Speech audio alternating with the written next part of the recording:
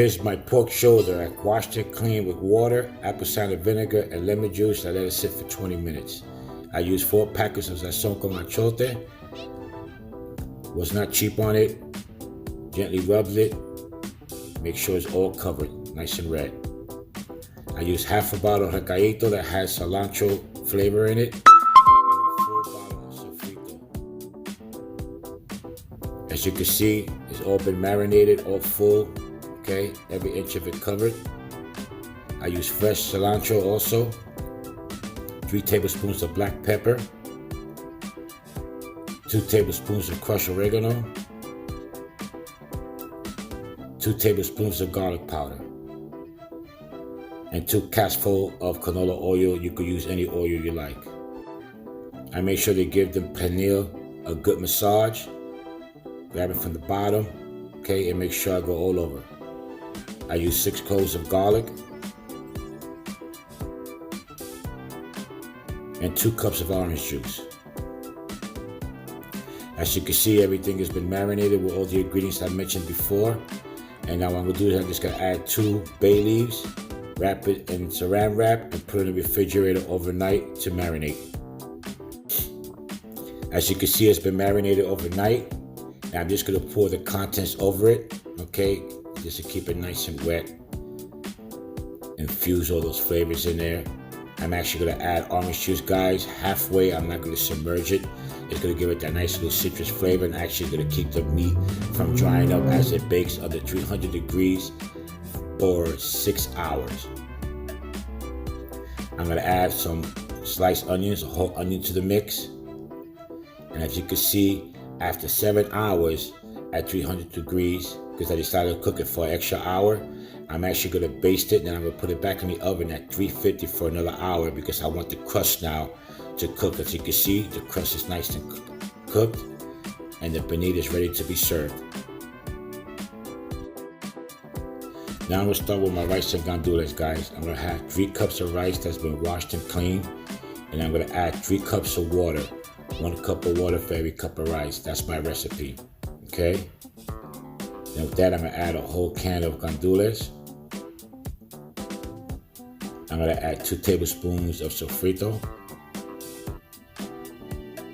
I'm gonna add 1 tablespoon of salt. I'm gonna add 4 ounces of tomato sauce. 1 packet of sazon con achote, that's what gives it the yellow color. 2 cupfuls of oil. Stir it on high heat, bring it up to a boil, and continue to maintain high heat until all the water evaporates. As you can see, most of the water has been evaporated. I'm just going to stir it and then bring it down to a low heat. As I bring it down to a simmer low heat, I'm going to cover it with aluminum foil that keeps the rice from drying up on me.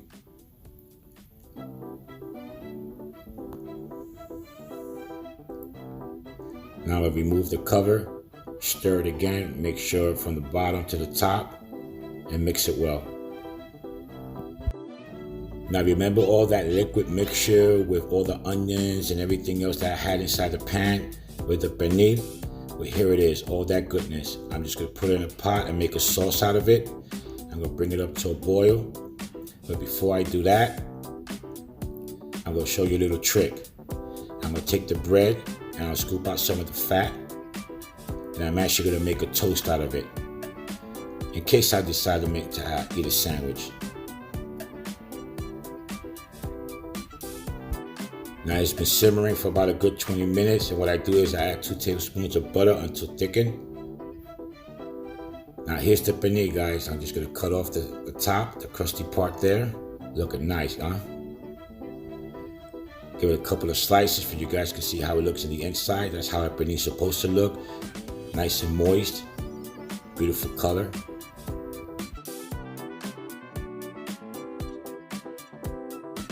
And now for the plating.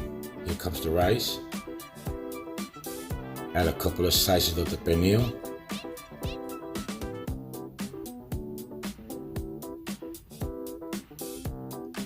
Avocado. And some of that liquid there, that's the gravy. Look at that, real nice. Right over the pernil. Look at that color. Look at all that flavor. And now for a taste test.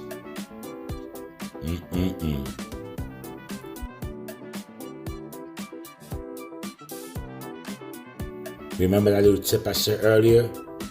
Now I made it into a toast. And here we go, guys. A nice little pernil sandwich. Can't go wrong with that. Thank you for watching. We're still cooking with the